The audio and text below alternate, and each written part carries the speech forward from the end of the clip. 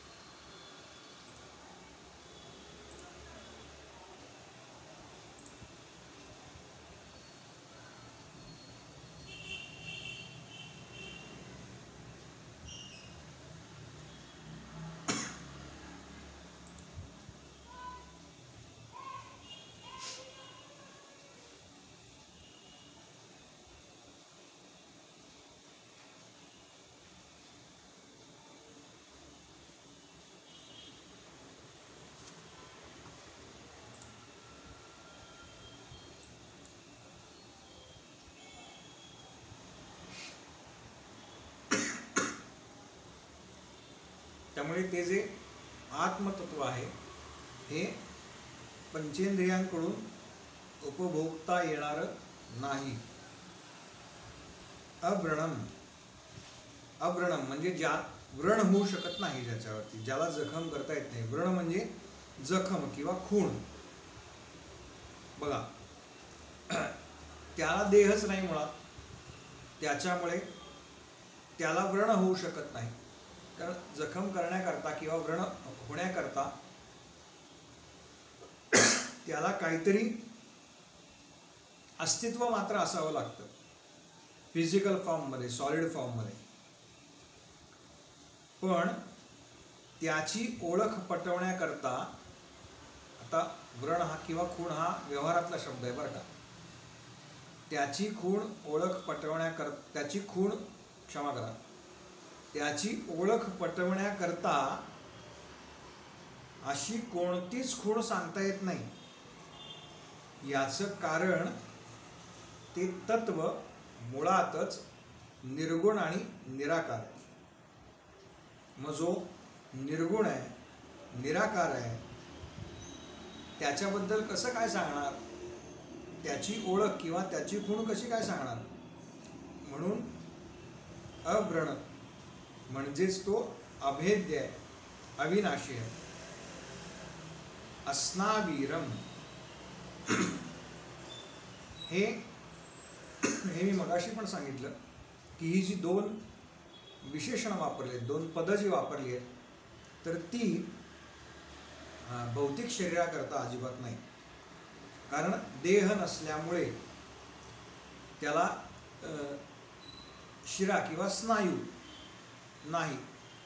कारण या सगळ्याला काही कालमर्यादा आहे. देहाला काही कालमर्यादा आहे, पण आत्म्याला अशी कोणतीही कालमर्यादा नाही. शुद्धम,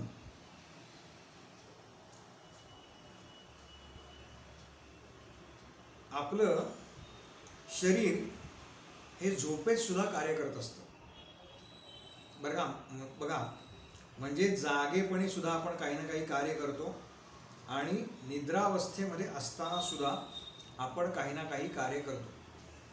मग आपण केलेल्या कार्यामुळे, म्हणजे आपण एखाद्या पदार्थाचं सेवन करतो म्हणा, काही खातो पितो, या सगळ्या गोष्टींमुळे आपल्या शरीरामध्ये, म्हणजे आपण केलेला त्या सर्व कार्याचा परिणाम म्हणून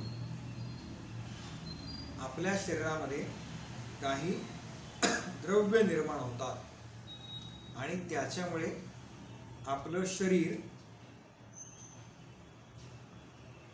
अशुद्ध बनतं किंवा अशुद्ध द्रव्य तयार होतात, जी शरीराला घातक आहेत असं आपण म्हणू अशुद्धपेक्षा, की ज्याचा परिणाम आपल्या शरीरावरती होतो. पण आत्म्याला शरीर नसल्यामुळे हा अशुद्धतेचा विषय आत्म्याच्या बाबतीत घडत नाही. म्हणून आत्मा हा कायम शुद्ध आहे. विकारांनी अशुद्धी येते, पण हा अविकारी जो गुण आहे तो कशामुळे होतो निर्माण? तर तो त्रिगुणांमुळे होतो. सत्व, रज, तम यांच्यामुळे होतो. पण हा जो आत्मा आहे हा या त्रिगुणांच्या पलीकडचा आहे, त्रिगुणातीत आहे, म्हणजेच अंतर्बाह्य शुद्ध आहे. अपाप विद्धम, आता आत्म्याला शरीर नाही, त्याच्यामुळे हा पापाने विद्ध होत नाही. कवी असा एक शब्द आलाय बरं का. कवी, आता आपल्या सगळ्यांना अगदी प्रसिद्ध ओळ माहिती आहे ती, जे न देखे रवी ते न देखे कवी. याचा अर्थ काय? तर सूर्य जे पाहू शकत नाही, आपल्याला त्या ओळीचा अर्थ माहिती आहे, पण सर्वसामान्यांना जे दिसत नाही ते सुद्धा आत्म्याला दिसतं. कशा अर्थानं? तर क्रांतिदर्शी असा त्याचा अर्थ सांगितला. जीवाच्या भौतिकतेच्या ज्या मर्यादा आहेत त्याचं उल्लंघन करून त्या आत्मतत्वाशी एकरूप होणे म्हणजे क्रांती. म्हणून त्या आत्म्याचं स्वरूप कसं आहे तर ते क्रांतिदर्शी आहे, म्हणून तो कवी शब्द वापरला. मनीषी म्हणजे मनावर नियंत्रण असलेला किंवा ठेवणारा आणि मनाला प्रेरणा देणारा, या दोन्ही अर्थाने हा शब्द या ठिकाणी वापरलेला आहे. परिभूः सर्वांच्यावर असलेला, सर्वांवर सत्ता असलेला, सर्वांपेक्षा श्रेष्ठ असलेला असा तो आणि सर्वांना पराभूत करणारा असा तो, या दोन्ही अर्थाने हा परिभूः असा अर्थ आहे किंवा असा शब्द आहे. स्वयंभू, स्वयंभू या शब्दाचा अर्थ आपल्याला माहिती आहे, त्याच्यावरती आपण उहापोह केला. स्वतःला निर्माण करणारा या अर्थानं स्वयंभू,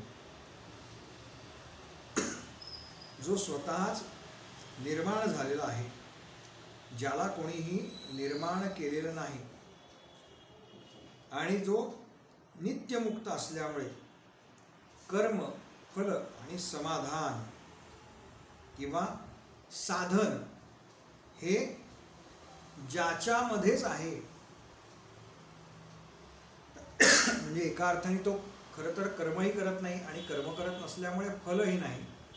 कर्म करण्याकरता जे लागतं त्या साधनाची सुद्धा गरज नाही आणि हे सगळं केल्यानंतर जे मिळतं त्या समाधानाची सुद्धा एका अर्थानं ज्याला गरज नसते किंवा या सगळ्याच्या जो परे आहे, याच्यापेक्षा जो सगळ्यात वेगळा आहे, तो कसा आहे तर तो शाश्वतीभ्या समाभ्या म्हणजे नित्य संवत्सर नामक प्रजापतींना, अर्थात त्या नित्य सर्वज्ञ परमेश्वरानं, ईश्वरानं संवत्सर नामक प्रजापतींना त्यांच्या योग्यतेनुसार आपली आपली कर्म वाटून दिलेली आहे. आता वाटून दिलेली आहेत म्हणजे काय तर ईश्वराचं असामान्यत्व, श्रेष्ठत्व, महत्त्व प्रगट करणारं किंवा महात्म्य प्रगट करणारं हे विधान आहे. सृष्टीच्या निर्मितीपासून किंवा आरंभापासून त्याच्या अंतापर्यंत, लयापर्यंत ज्याला ज्याला जी जी कर्म वाटून दिलेली आहेत ती कर्म त्याप्रमाणे चालू राहणार आणि या सृष्टी नियमाच्या विरुद्ध जर वागलो तर त्याचे दुष्परिणाम सुद्धा आपल्याला भोगावे लागणार. याचं कारण आम्हाला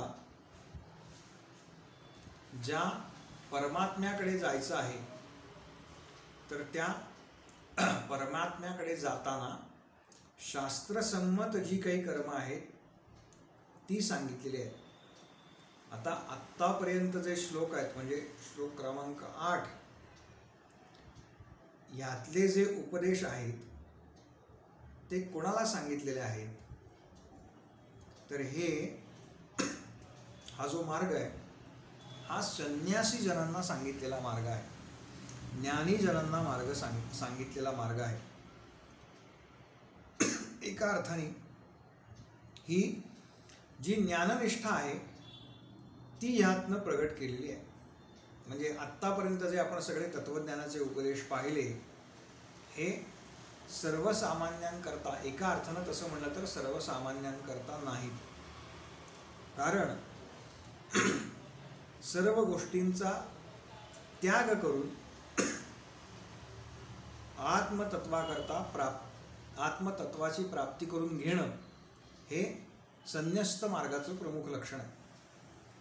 म्हणून केवळ आत्तापर्यंत जे सांगितलं आहे उपनिषदांमध्ये ती केवळ ज्ञाननिष्ठा सांगितलेली.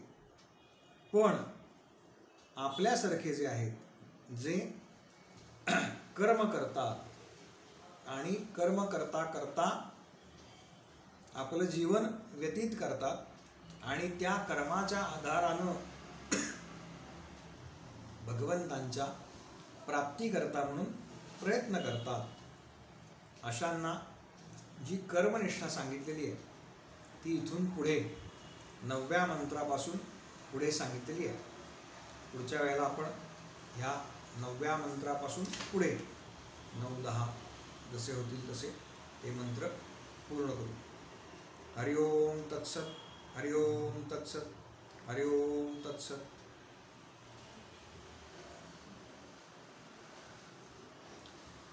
काही कोणाला विचारायचं असेल, प्रश्न असेल तर विचारा. काय